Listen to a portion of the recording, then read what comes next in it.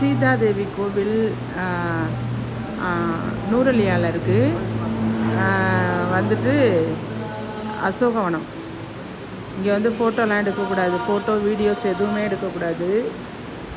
நான் கேட்டதுனால அங்கே இந்த சைடு எடுக்கக்கூடாது அப்படின்னாங்க. மற்றபடி இங்கே எடுக்கலாம். ஹனுமனோட பாதம்லாம் எடுக்கலாம் அப்படின்னாங்க. இதுதான் அசோகவனம்.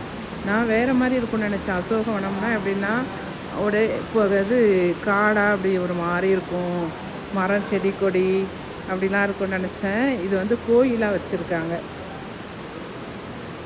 நான் நினைக்கிறேன் ராவணன் வந்து இங்கே தான் சீதாதேவியை வச்சுருந்துருக்காரு, கொண்டு வந்து சிறை பிடிச்சி வச்சுருக்காருன்னு நினைக்கிறேன்.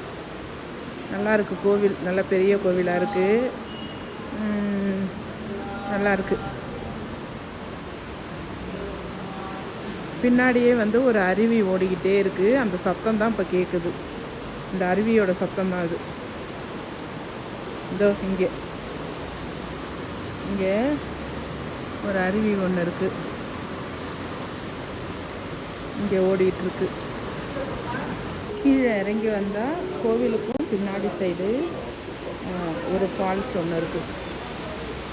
இது வழியாக தண்ணி வருது.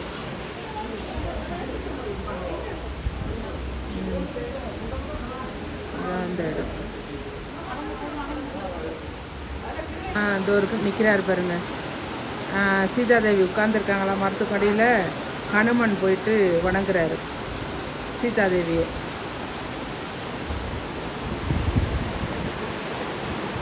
இங்கே ஒரு அழகான ஒரு அருவி ஒன்று போயிட்டு இருக்கு.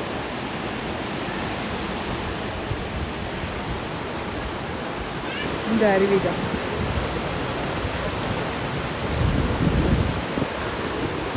ஹனுமன் இங்கே உட்கார்ந்துருக்காரு.